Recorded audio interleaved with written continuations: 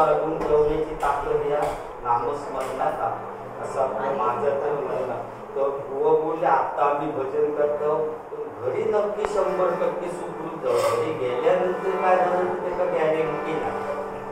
भजनात येताना तो 100% परत घरी सरळ झाला. हा तेवढी भजनात ताकद काय इकडे तिकडे खराच खर्चातला तो साधारण पण बाकी काय अशी हानी होऊची ना असा माका वाटतं.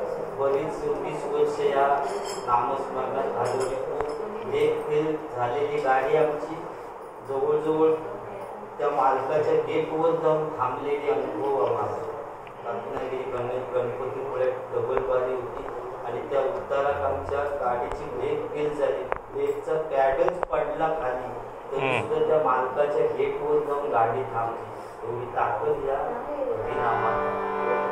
त्यामुळे अनुभव आमचा या सगळा खूप बोलता येत आपल्या. नाणीला पण गेला होता ना वरती एका सड्यावर गाय गोठण.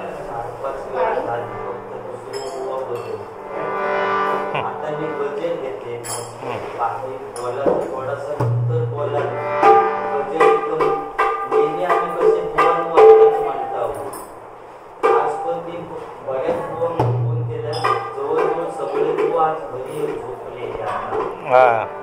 सगळे अभिषेक शिक्षक बुवा समीर कदम बुवा गुंडू सावंत बुवा संदीप जोगी बुवा संतोष जोई बुवा सगळ्यांना फोन करून झाले. सगळे अक्षरशः आजच्या दिवशी घरी झोपले. कारण या कोरोना फक्त नशीब आणि मीच सुद्धा लाड बुवा मिळती आहे तुमच्या दाबोळ्यात येऊन निदान सिंगल बारी तरी नशीब प्रत्येकाच्या पूर्वजांची पुण्य आहे. आम्ही काय करीत नाही बुवांची सुद्धा पूर्वज त्यांची पुण्याही आमकाही आम्ही काय आम्ही निमित्त आहोत.